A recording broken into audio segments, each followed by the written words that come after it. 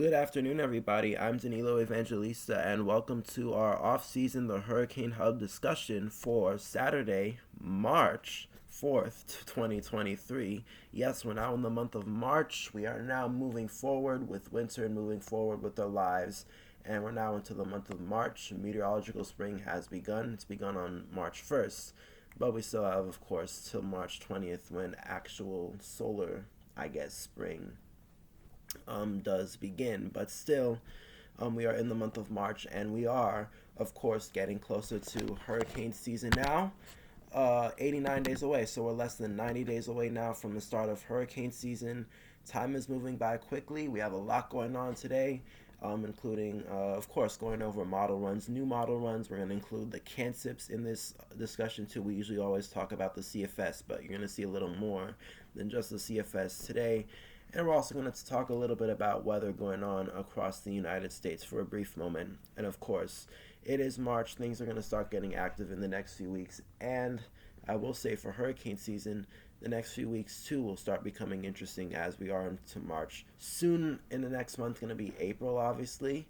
And then after that, things really start getting interesting and actually get really important for what to expect for the hurricane season. So it's getting that time of year, and we're getting closer. That's the bottom line. But for today, let's take a look at what the sea surface temperature anomalies are, as we always do every discussion, for March 3rd, 2023. You know that these update a day behind, but still, they update every single day. So I think that is good enough if you ask me. What are we looking at today? We're looking at the ENSO in the Pacific. We still have warmer anomalies near the South American coastline. That'll probably expand as we go through the next few weeks as La Nina dies out. But we still have some remnants of La Nina that are, they are there. They are noticeable. We have the cooler anomalies, especially closer towards the date line. Those are still there. And as long as they stay, that'll still keep the atmosphere in some sort of La Nina state, because they're still reflective of the atmosphere showing La Nina.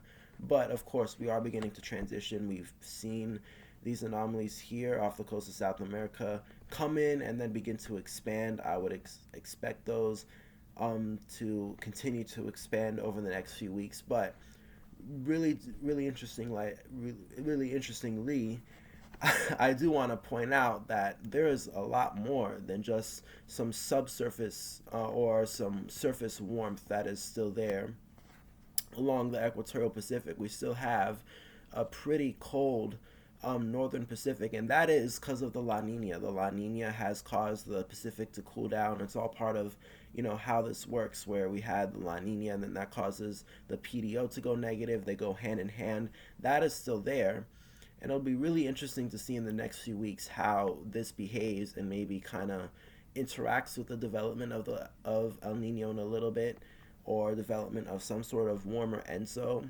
As a lot of people are saying, maybe if we do get an El Nino, like everybody's saying, maybe we could see some of this chiseled away and we'll go towards a more warmer Pacific look, like a more positive PDO, Pacific Decadal Oscillation, which is basically how warm or cold the North Pacific is. Positive is warmer and negative is colder. That is the general nutshell of what it is. Kind of like the AMO, the Atlantic Multi-Decadal Oscillation, where it kind of just tells us whether the Atlantic as a whole is warm or the Atlantic is colder than normal over a longer period of time. Right now we're in more of a negative PDO, as it's pretty obvious here with this horse shape coming in from the northern Pacific and then kind of coming down into the west coast. So it'll really be interesting, and that's something else too that I want to point out, because this could have an impact on ENSO too. These things, the ENSO and the PDO, go hand in hand. So it'll be interesting to watch over the next few weeks how that is impacted. Meanwhile, on the Atlantic side, we have warmer anomalies in the Atlantic, especially right near the United States coastline. And this is, as I've been saying, very important, especially as we go closer towards the season. We are now into March. Meteorological winter is over, and the sun angle will just start increasing facing towards the northern hemisphere as the months goes on, closer towards summer. So really, the time for all of this to really significantly cool down is kind of over, if you ask me, and probably most other people. So it really just depends on how much does this persist. But really, this will all be interesting. All these warm anomalies there that really does represent a lot of energy in the ocean, because heat represents energy and the ocean takes in that heat. And the fact that we have a lot of that, and hurricanes and tropical systems thrive on heat, because basically that's what tropical systems are for. They're there for the heat and kind of transporting the heat out of the ocean as a balancing mechanism in nature. So really is interesting to see how this all progresses and how much heat remains there. But just letting you know, it's basically March. Winter is over, and the next few weeks into how this progresses will be very interesting.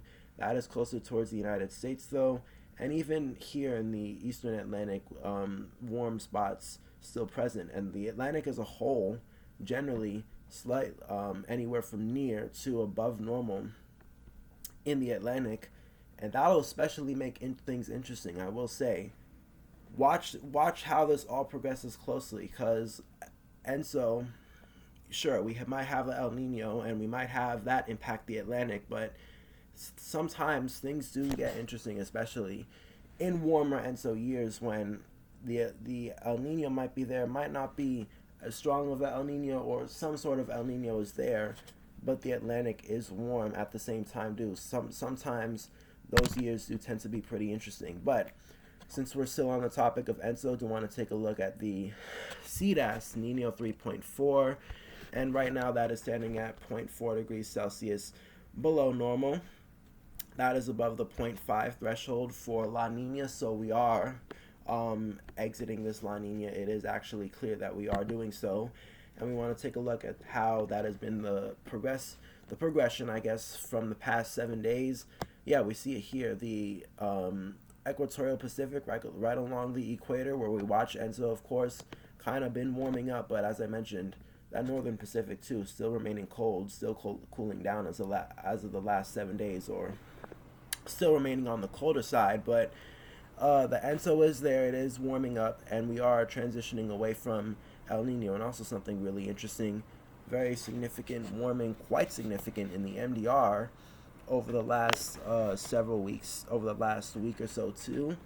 I do believe in something with the NAO going on, but still we are in March. It's not like we're in January, and we are actually closer to hurricane season now.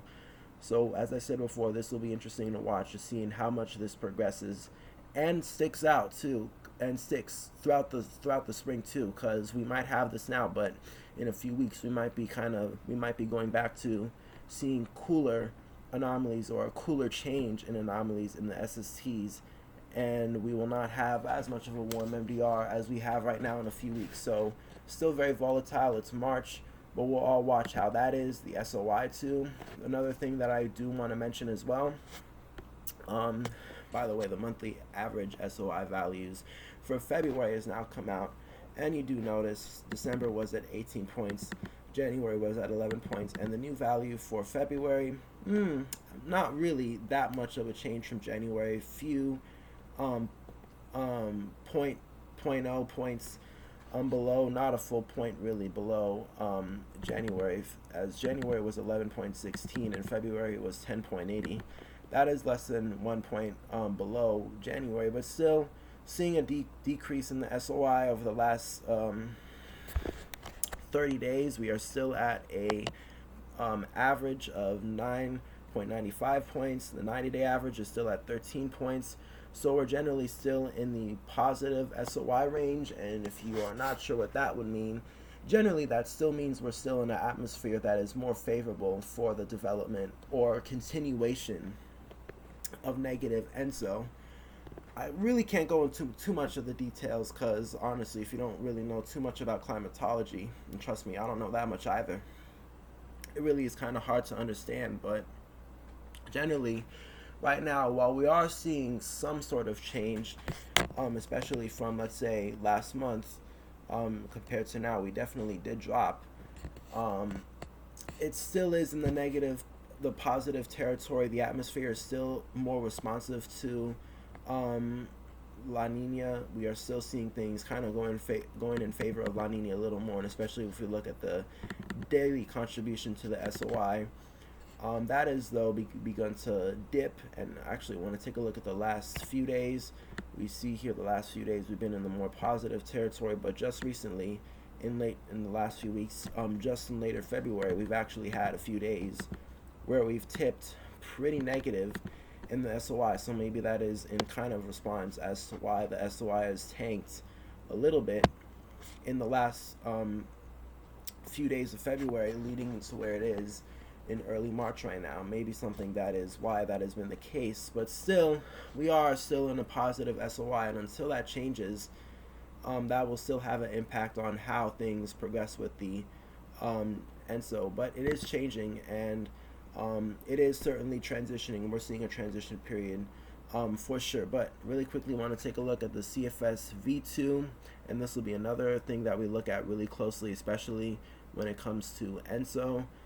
One thing you do notice, though, the CFS does continue to show El Nino. They show kind of peaking out at roughly above 1 degree Celsius. That is a pretty aggressive forecast from the CFS.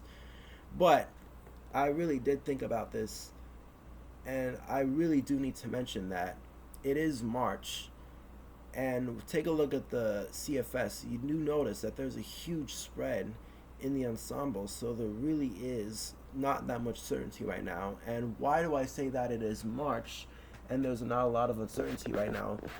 Because there is a point in time where we still cannot really predict things far out well enough just yet, and it has been proven many times in the past. I've brought it up before, 2017 as such, and even the last few years where the models early on were showing potential El Nino development, and that failed. And even 2017 too, we were coming out of El Nino and La Nina, I say, or some sort of cooler neutral. Some people say 2016 was not really La Nina, it was some sort of cool neutral event that we had, and the models were showing a pretty potent El Nino, and quite a few of them were agreeing that would be the case. But as we got closer towards the season, and we started getting a little more certainty as to what the ENSO would be, since we were much closer, the data started trending more in the direction of no El Nino, and we ended up having a La Nina instead.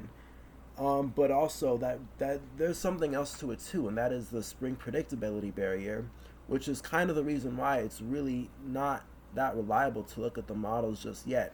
If you want to put into perspective, if you really would, is how sometimes you maybe have a plan that is far out and you're not so sure how it's going to pan out because it's so far away, and you have so much other things to take into consideration before you follow through with that plan, before you can really make a kind of straightforward decision on that plan.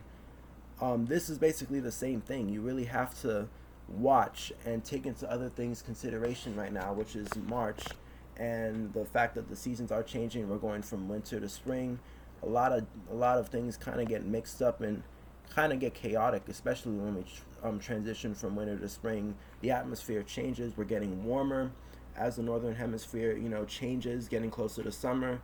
So things do sometimes get really misconstrued and mixed up in the models. So right now it is March, and there's still a lot of uncertainty.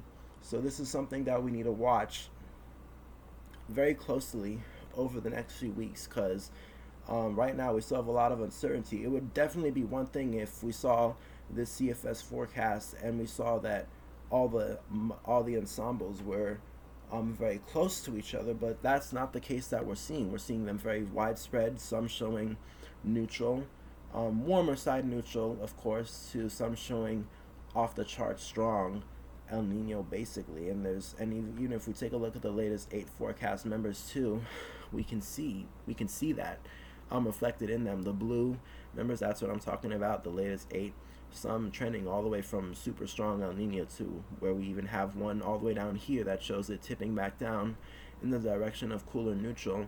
So still a lot of uncertainty too to watch, but there is some certainty in the models that Most of them are saying El Nino. This is the CANCIPS, and this is just updated as of recently since we did enter a new month. The CANCIPS is showing El Nino as well. Pretty potent signature in the equatorial Pacific, but very interestingly, that I do want to mention that part right there.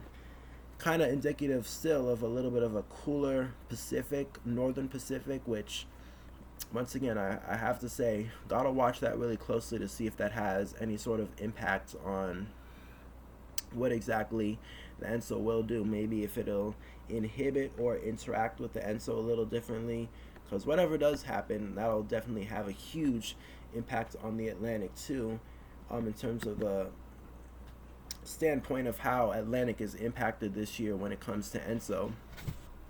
I really quickly want to show you the T-depth anomalies of how things are under the Pacific, and this is quite the talk of a lot of warm sea surface temperatures under the Pacific right now.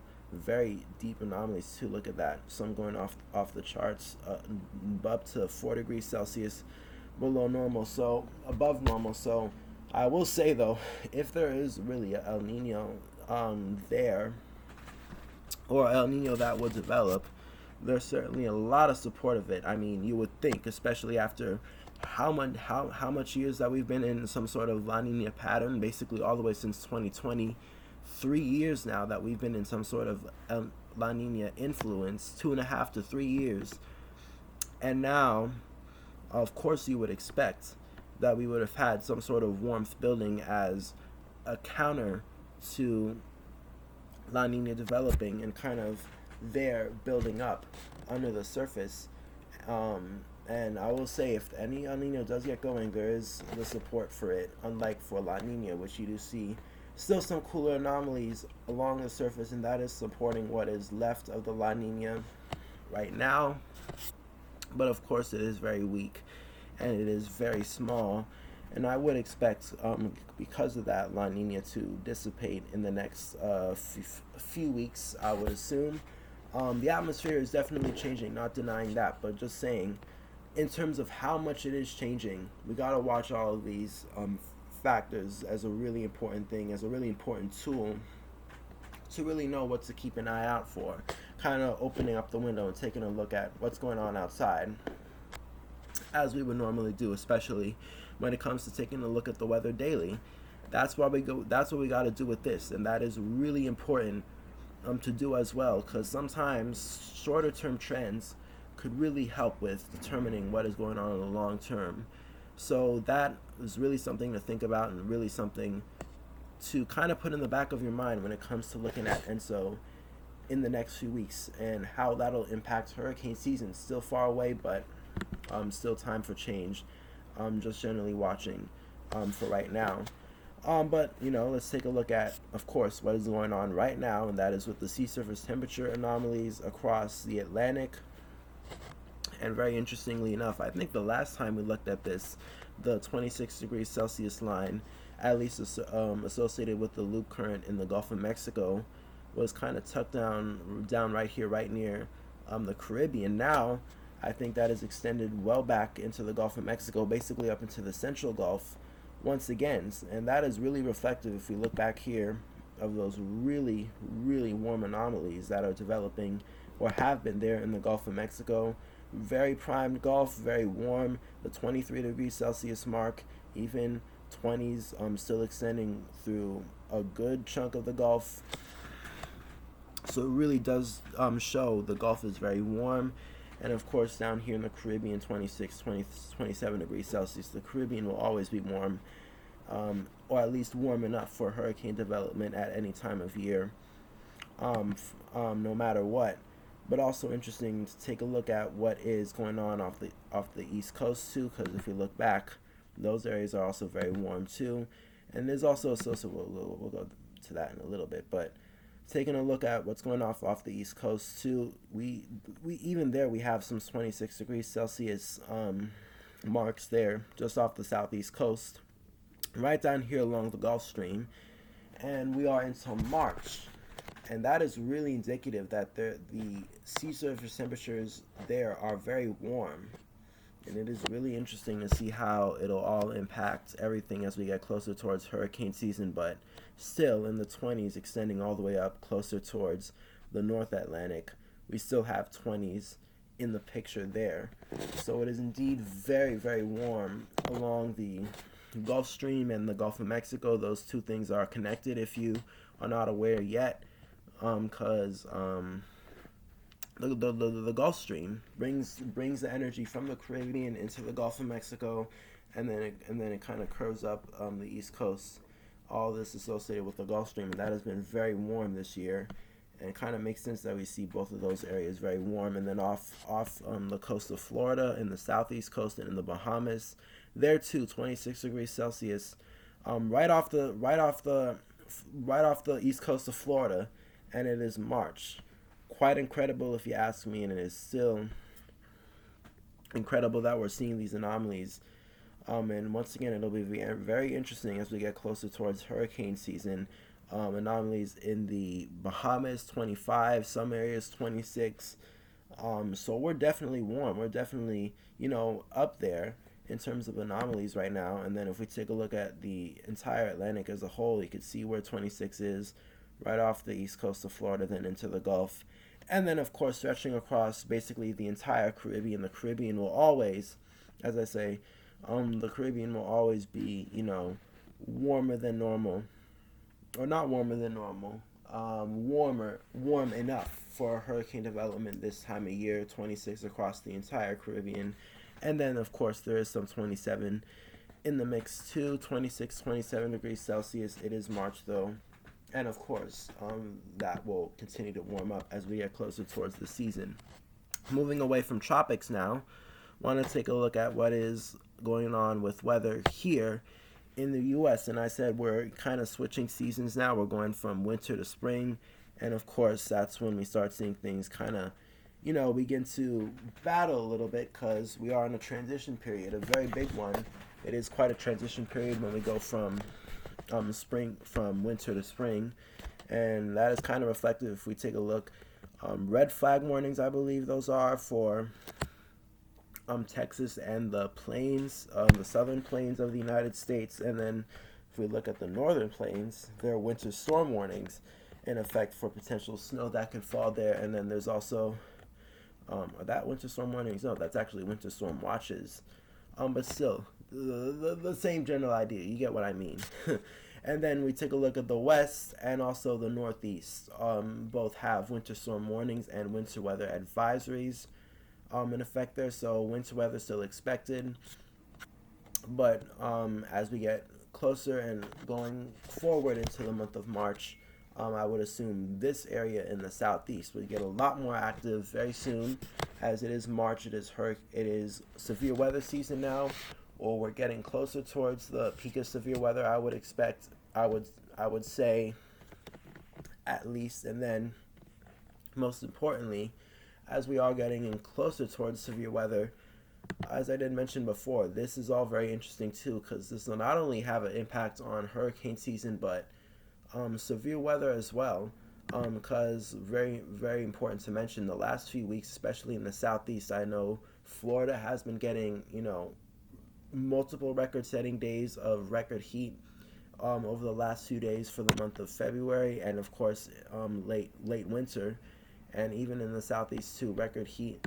Oh, I didn't mean to do that. Record heat everywhere basically, or in multiple spots, and that does show spring is coming, and that is kind of reflective, I would say, on how warm the Gulf and off the east coast, off the coast of the U.S. has been. It's been very warm there. And I just gotta say, as we get closer towards spring and hurricane season, yes, hurricane season, but especially spring and severe weather season, all of this will be very interesting, because we all know how severe weather really does depend on heat and moist and instability in the atmosphere to really produce a good severe weather or a tornado outbreak to occur, especially across the southeast. And we have an abundance of that this year, especially reflected in the Gulf of Mexico. And I just gotta say, it's really important to see how this will all impact whenever we get, we start getting fronts that bring moisture from the Gulf of Mexico. and with the fact that it's springtime, how that'll kind of mix together and potentially make for a pretty interesting severe weather season across the southeast. It is getting much closer to that time period, and we'll have to see. But for right now, though, the Storm Prediction Center we look at today, there's no area that is really looking at, but that we're really looking at for right now when it comes to organized severe weather, and over the next few days, and really quickly, that critical fire conditions that we saw, of course, across portions, that's what I meant, of New Mexico, Texas, and Oklahoma. That is there, and we did talk about that just briefly.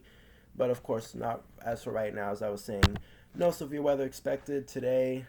No severe weather expected tomorrow, and then as we get towards day 3, nothing really in the forecasts except for maybe some sort of area off the coast of California for potential maybe some thunderstorms, and then over the next 4 to 8 days, nothing in the severe weather department there, but saying it will get really active over the next few weeks. And as I did say, when it comes to severe weather and it comes to weather in general, the next few weeks will be very interesting. We are starting to see that transition period from winter to spring that impacts severe weather in the U.S. and also does impact our outlook when it comes to forecasting for tropics weather and tropical hurricane season.